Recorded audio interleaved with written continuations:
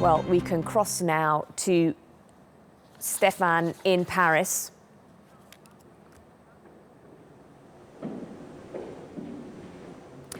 These are live pictures. We're hoping to speak to somebody soon, but these are live pictures in Paris this morning where there is a heavy security presence and 1,500 personnel have been deployed onto the street. There were 6 attacks in Paris overnight and at least 8 militants killed. François Hollande has said they are from Daesh and that the different attacks were organised and planned from abroad with the help from inside France. Well, we can cross to London and speak to Chris Hughes. He is a defence and security editor for the Daily Mirror. He's written extensively about Daesh-inspired terror attacks in Europe. It had all the hallmarks of a Daesh attack, and now that has been confirmed. Are you surprised that they were able to target France, or indeed Paris, so well? Good afternoon, Asha. I think it's the extent of the injuries and casualties that's most shocking to everybody. But I know that certainly British intelligence agencies have been expecting ISIS or Daesh to try and launch a spectacular across Europe, somewhere in Europe, and I guess it's too early to tell. I guess whether it was in reaction, but it was very, very quick reaction if it was, to the jubilation with which the West welcomed the death of Mohammed Emwazi, aka Jihadi John, the guy who's killed so many journalists and aid workers in Syria. So MI5, our own domestic intelligence agency, last August increased the risk level to severe. That's the risk level of terrorism, which means that an attack is highly likely. And I guess that means Paris as well as London. Now, the fact that it happened in Paris does indicate that it is, as they've already said, it is a direct attack in revenge for the attacks going on in Iraq and Syria.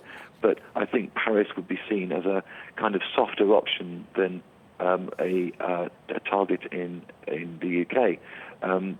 Anywhere in Europe, especially in France, I think weaponry, guns, ammunition, explosives are probably relatively much more available to the criminal network, and it's the kind of criminals that make these kind of things available.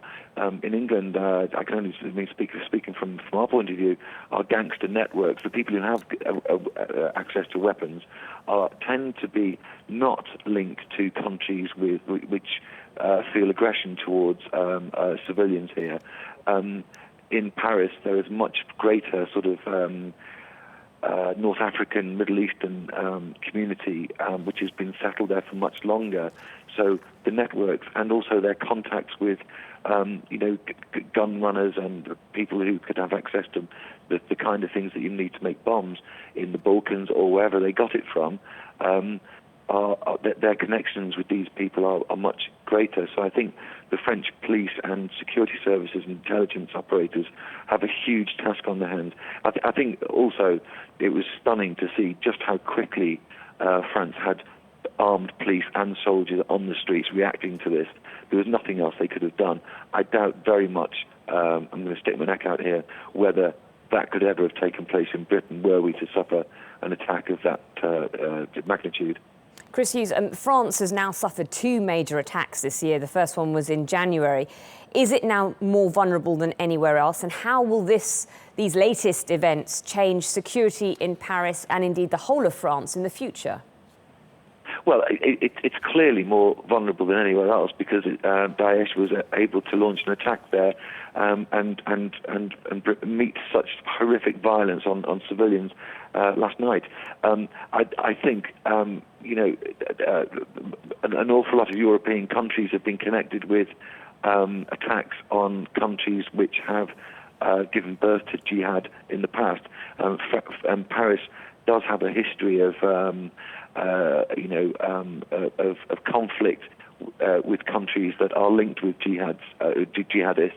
So yes, I guess you're right in a sense. I mean, it is more vulnerable, and I think I think they would have to take a good hard look at their intelligence gathering. How easy is it for 8 people to keep such a detailed, militarily swift and ruthless plot like this secret for so long? How can you get such heavy weaponry into an area like that so quickly? And let's remember, I mean, one of the things that the counter-terror officers tell us in England is you can get hold of guns in England, but it's actually quite hard to get hold of ammunition. Because if you try to get that and the amount of ammunition needed to sort of create such a sort of a bloody terror attack, that's an awful lot of weaponry. That's an awful lot of bullets on just logistically carrying that sort of thing around, getting through metal detectors, getting past police in railway stations, getting into a taxi or just driving around looking like you've got a car that's laden down, but with the kind of hardware you need to launch an attack like that is actually probably quite hard. And people don't realise this. I know that where I'm talking from now, Canary Wharf in the East End of London, is probably quite a high-level target because of its iconic nature. But I'm told by the security people here that actually it is quite hard to travel around London with this sort of thing, carrying these sort of weapons and suicide belts that were required to do this yesterday. The trouble with Paris, it's such a great big sprawling place. It's such a sort of, there are so many places in Paris which you could target, which are very, very soft targets, whereas a lot of other European cities might have more concentrated security around a particular area. OK. Chris Hughes in London, thank you very much for your insight.